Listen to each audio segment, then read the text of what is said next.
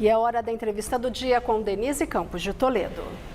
E vamos falar do aumento da violência contra a mulher. Eu aqui com a Celeste Leite dos Santos, que é promotora de justiça do Ministério Público de São Paulo e presidente do Instituto Pró Vítima. Promotora, boa noite. Boa noite, é um prazer estar aqui com vocês. Bom, e vamos começar falando dos dados, que são absurdos em relação ao crescimento da violência contra a mulher. No primeiro semestre deste ano, 722 mulheres foram vítimas de feminicídio no país, aumento de 2,6% sobre o mesmo período do ano passado, quando foram assassinadas 704 mulheres. E vai na contramão de crimes contra a vida que caíram. E aí, a cada 8 minutos, uma menina ou mulher foi estuprada no primeiro semestre, maior número da série, que começou em 2019, pelo Fórum Brasileiro de Segurança Pública. Vamos começar essa questão do feminicídio. A gente tem uma legislação específica contra isso, né? E a gente tem os casos de violência. Houve várias mudanças, inclusive acréscimos à legislação, à Lei Maria da Penha. Por que a senhora acha que o que leva a esse aumento da criminalidade, da violência contra a mulher, mesmo com a legislação mais dura? Bom, Denise, a questão do feminicídio, como você disse, ele é relativamente recente aqui no Brasil. E esses dados vêm sendo compilados. O Conselho Nacional de Justiça, por exemplo, que é um outro indicador muito importante, ele fala do número de processos de feminicídio e violência contra a mulher ativos. E passamos de 2017 para 400 mil processos ativos em todo o Brasil para mais de 1 milhão de processos ativos no ano passado. E os números não param. Então, nós estamos sempre tem aumentado. Saiu uma pesquisa hoje do Fórum pela Vida da Mulher, dizendo que São Paulo e Rio de Janeiro são os estados que mais matam mulheres. Isso se deve a quê? Toda uma disfuncionalidade do sistema, da falta de igualdade entre homens e mulheres, que faz com que a mulher, cada vez mais se emancipando, ocupando postos de trabalho, possa gerar um certo risco ao homem, que sempre a viu como uma propriedade, um objeto, algo que ele pode ser possuído. Então a gente coloca que a independência da mulher acaba levando uma contra-reação dos homens que leva a essa violência, é isso? Exatamente isso. E isso foi algo estruturado e planejado, na verdade. Na Idade Média, quando as mulheres passaram por uma fase semelhante à que nós estamos vivendo hoje, então que elas eram senhoras feudais, elas saíam, iam nas cruzadas, não que isso seja motivo de orgulho, mas é um dado científico. E o que os homens criaram de forma estruturada, como surgiu a violência contra a mulher, eles passaram a dizer, mulher honesta, se ela está fora de casa, ela pode ser possuída, ela pode ser morta. Então, a violência contra a mulher é algo que foi estruturado, por isso que fala tanto em sistema patriarcal, e pensado como uma reação. E nós precisamos ficar muito atentas, porque nós estamos vivendo hoje esse período. Então, não abram mão dos seus direitos, seja no ambiente de trabalho, seja no seu lar, seja com amizades. Nós também temos amizades tóxicas. Tudo isso você tem que dizer um não, você tem que dar um basta. E a sociedade desempenha um papel muito importante nisso. Por quê? Porque a segurança pública ela é um dever do Estado e da sociedade. Nós estamos vendo que cada vez mais são desenvolvidos protocolos da sociedade.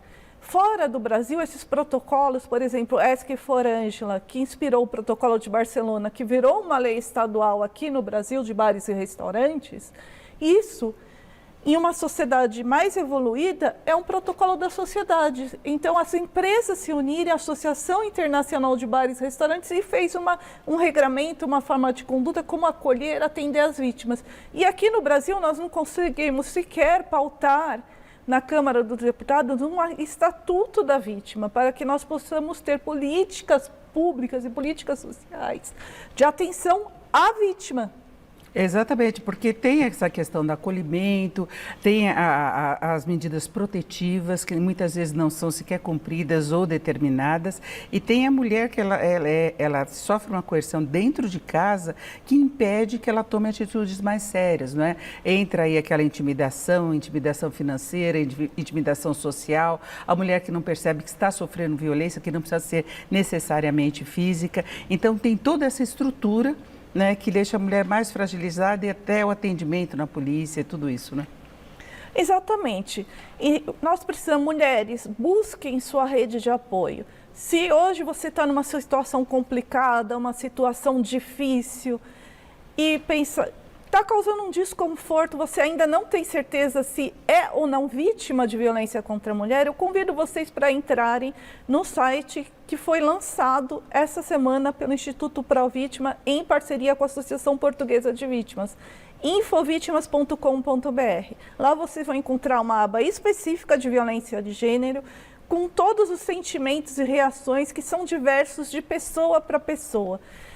Toda a rede de acolhimento no Brasil, você pode encontrar a quem procurar e por quê. Fortaleça seus laços. É importante para ter essa base, inclusive, de onde procurar apoio.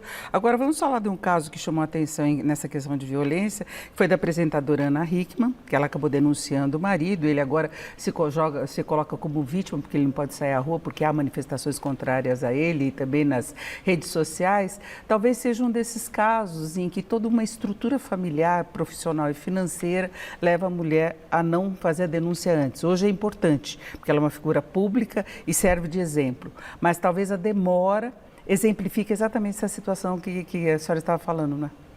Eu não conheço detalhes da vida do casal, mas, por exemplo, ao se ter uma violência física, pela narrativa que foi dada, há uma história que possivelmente já houvesse uma violência emocional, uma violência psicológica, eventualmente até uma violência patrimonial.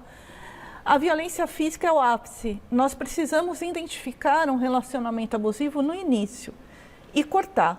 Não tem outra solução. Você não vai endireitar a pessoa, você não vai resolver o problema daquela pessoa. Você tem que cortar o relacionamento.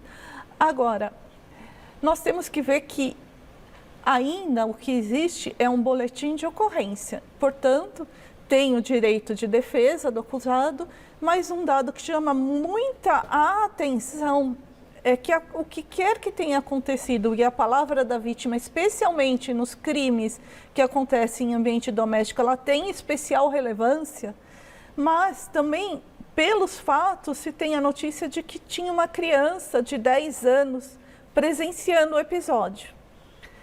Nada justifica que violência, que discussões sejam realizadas na frente de crianças. Então, você tem a vítima direta, que possivelmente é a apresentadora, e nós temos a vítima indireta, que é a criança, que é obrigada a sofrer uma violência emocional e ela tem direito a medidas protetivas previstas pela lei Henri Borel. Então, nós temos então, ambos os casos hoje estão sob a proteção de uma vara de violência doméstica, uma específica para mulher, uma específica para crianças e adolescentes. No Rio de Janeiro já foi criada essa vara específica e já está sendo dada efetividade a essa lei. Aqui em São Paulo ainda não foi criada essa vara específica de violência doméstica e familiar contra crianças e adolescentes. Agora, é importante que tudo que está previsto na lei seja aplicado de fato. Eu acho que é mais importante para a gente começar a combater efetivamente todos esses dados de violência,